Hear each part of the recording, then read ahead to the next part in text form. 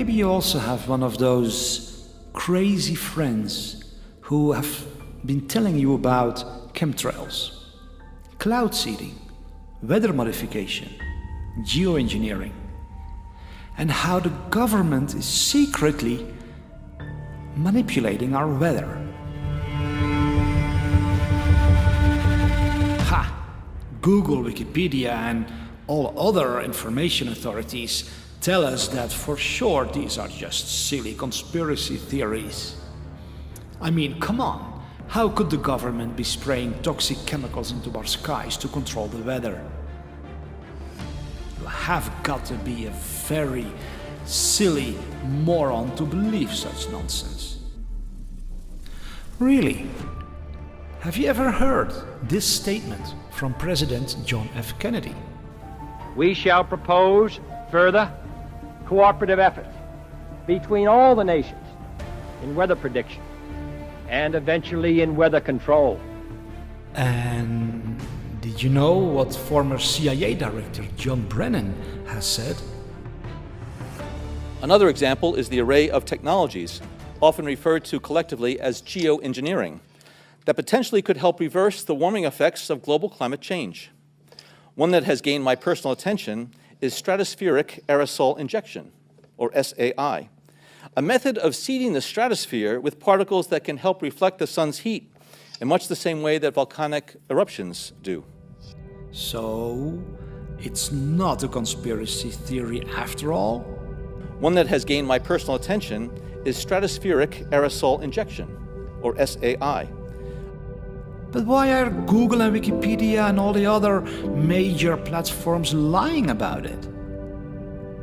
I wonder. Here we see a news channel plainly explaining what solar geoengineering is.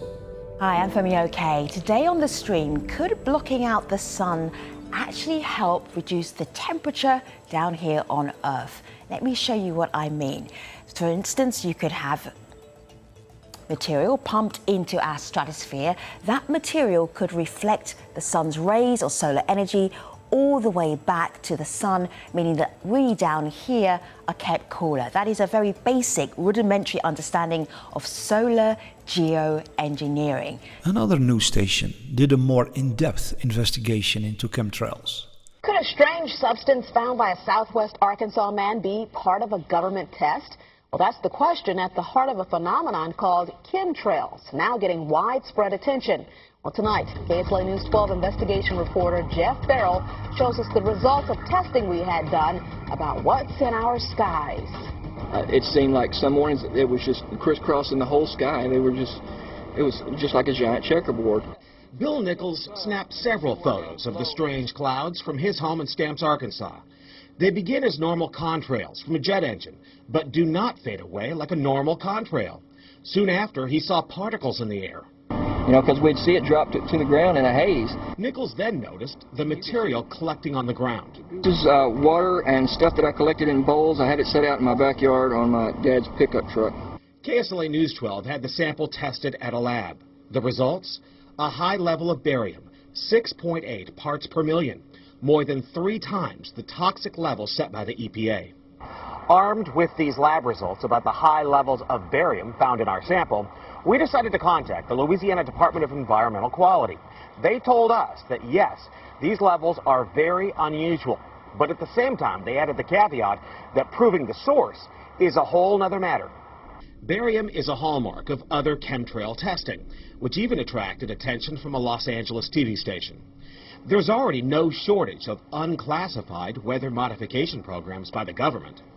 But those who fear chemtrails could be secret biological or chemical testing on the public point to the 1977 Senate hearings in particular, which confirmed 239 populated areas had been contaminated with biological agents between 1949 and 1969.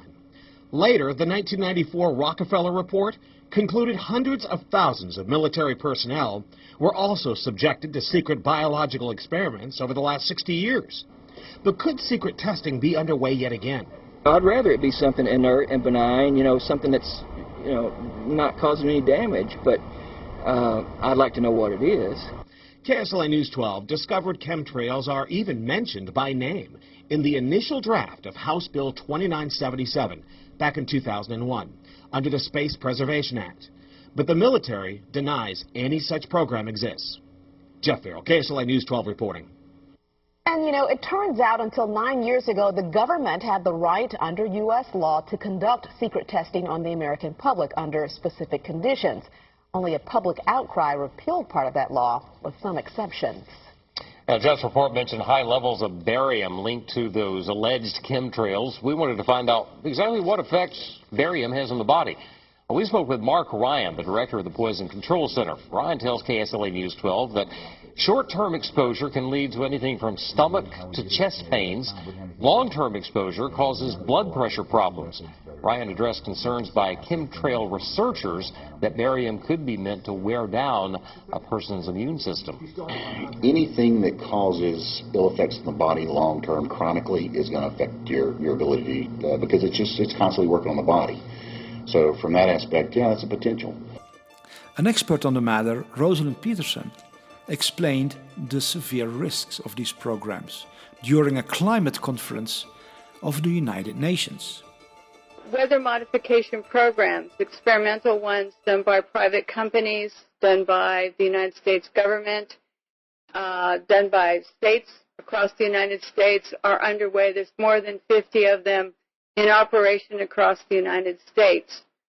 None of these programs that I know of today, and this is all public record, are available at any time with oversight, agricultural oversight or public oversight. These programs impact agriculture, and there are programs around the world, international corporations are modifying our weather all the time, and they're modifying it in ways that cover thousands and thousands of square miles. Most of it is chemically altered, so that what happens is that we are putting chemicals, ground-based chemicals that are shot into the air, or chemicals coming from airplanes that change and modify our weather. So one of the things that I'm concerned about and that we need to address in the future is how these programs are impacting microclimates needed for our crops to survive and needed for pollination. If we change the growing season, the pollinators may not survive, and also our crops, our flowers, and our tree crops may not get the pollination needed. So one of my areas is looking at this situation to see if we can begin to put under control experimental and other types of weather modification programs. If you take and you put up into our skies chemicals to reduce the amount of sunlight reaching the earth, you are going to begin to reduce crop production. Studies at the University of Illinois on corn crop production show reductions.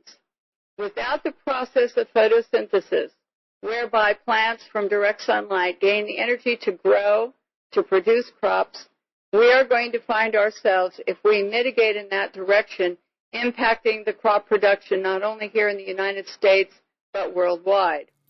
So how does this look in real life? Well, here you can see a very clear example of solar geoengineering, which is executed by spraying chemtrails. This is in Colorado, the United States. On this side, the sky is perfectly clear, beautiful blue, with one natural cloud in the distance. It's a lovely sunny day.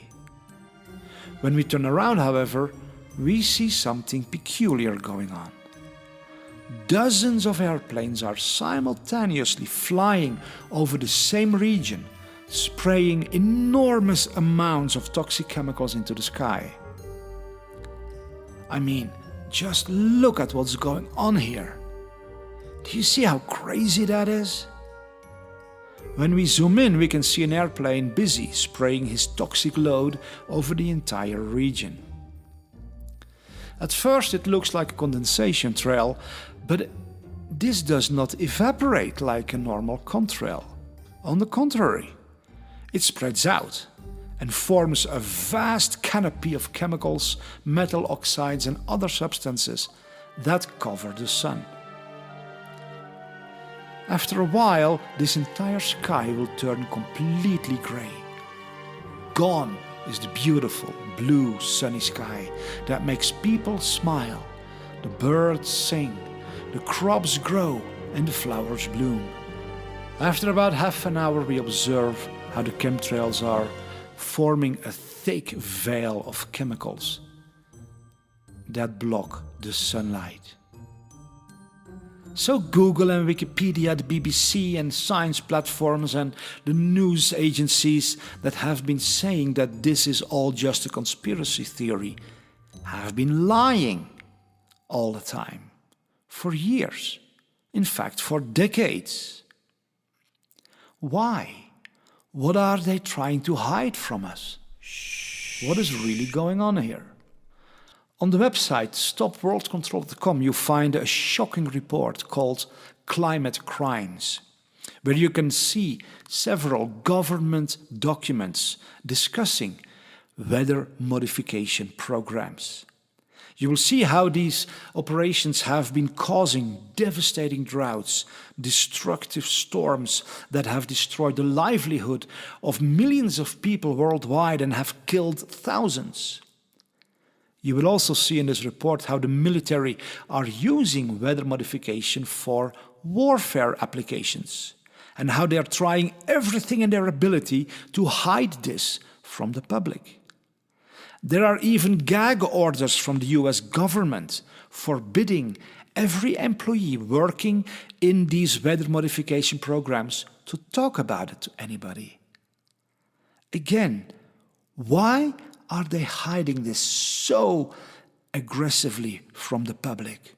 Why do they not want you to know about what's really going on? Make sure to read the full report at stopworldcontrol.com.